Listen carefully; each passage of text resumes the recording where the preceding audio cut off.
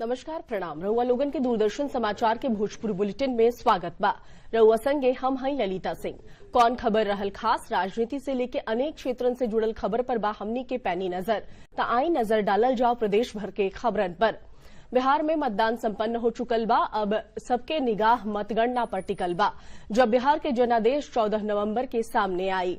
An college में मतगणना के पुख्ता इंतजाम कइल गइल बा।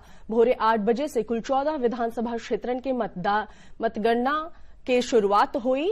इनकाल मतगणना के दिन बोरिंग रोड चौराहा से लेके एएन कॉलेज तक वाहन ना चली। साथ ही मतगणना केंद्र पर 2 पावर सब स्टेशन से बिजली के निर्बाध आपूर्ति होगी।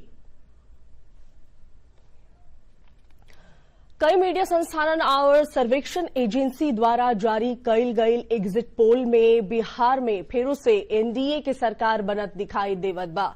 एकरा लेके भाजपा नेता विजय कुमार सिन्हा कहले कि बिहार के लोग विकास और सुशासन के मुद्दा पर एनडीए पर भरोसा जतैले बाड़े।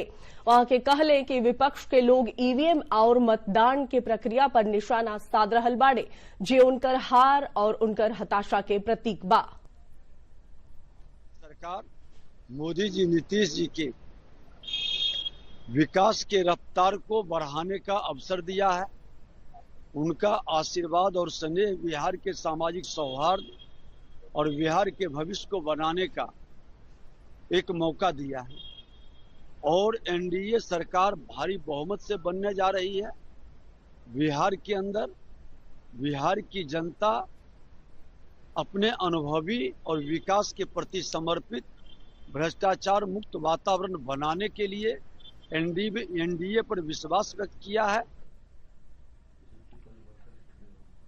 राजद नेता तेजस्वी यादव कहले कि प्रदेश में महागठबंधन के सरकार बने जा रहल बा। पटना में आयोजित भयल संवाददाता सम्मेलन में वहां के कहले कि प्रदेश के लोग इतिहास रचे जा रहल बा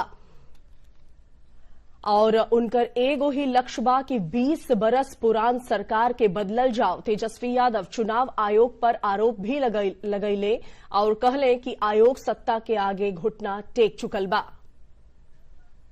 और चुनाव खत्म होने के बाद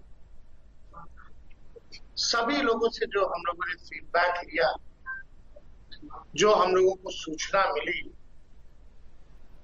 बेहद पॉजिटिव सूचना हम लोगों को मिली है। और पहले इस तरह का फीडबैक नहीं आता था, फीडबैक इस बार आया है। मुंगेर जिला में स्थित शक्तिपीठ मां चंडिका मंदिर में दर्शन करे के खातिर अमेरिका, इंग्लैंड समेत कई गो देशन से विदेशी पर्यटक मुंगेर पहुंच रहल बाड़े। भारत सरकार पर्यटन के बढ़ावा देवे के खातिर कई योजनावन पर काम कर रहल बाड़े, जेकरा बाद ई विदेशी पर्यटक सभे मुंगेर पहुंच रहल बाड़े। घूमे पहुंचल पर्यटक बतावत बाड़े कि यात्रा में ऊ लोग भारतीय सभ्यता और संस्कृति के जाने की कोशिश कर रहल बाड़े।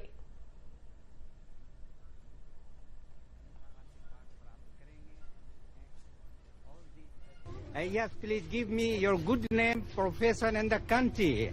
Hi, I'm Barbara Rubin, and I'm an educator, and I'm so happy to be here in India. It's my first trip, and the people are lovely, and it exceeded my expectations. Thank you. Beyond your रुकर अब दोसर खबर की ओर। Munger police और STF के संयुक्त कार्रवाई में मिनीगन फैक्ट्री के उद्भेदन भइल बा, जिसमें 5 लोग की गिरफ्तारी भइल बा। सदर एसडीपीओ अभिषेक आनंद बतौले कि गुप्त सूचना के आधार पर बरियारपुर थाना क्षेत्र अंतर्गत गंगा पार दियारा इलाके में कार्रवाई कइल गइल बा।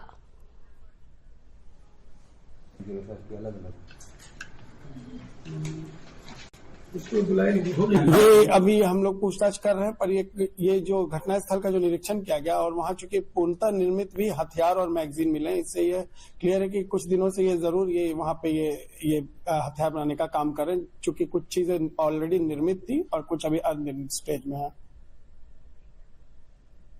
दिल्ली में भइल ब्लास्ट के बाद पटना एयरपोर्ट पर भी हाई अलर्ट जारी कर दिहल गइल बा। एटीएस के टीम पटना एयरपोर्ट पर पहुंचले। एटीएस की टीम और सीआईएसएफ कर्मियों के द्वारा सभी आवे जावे वाला यात्री के तलाश लिहल जा रहल बा। और पटना एयरपोर्ट पर सभी वाहन के भी जांच चल रहल बा। तो लोगन देखत रहनी है भोजपुरी बुलेटिन। काले ही बेरा फेरो हो मुलाकात, तब तक खातिर प्रणाम।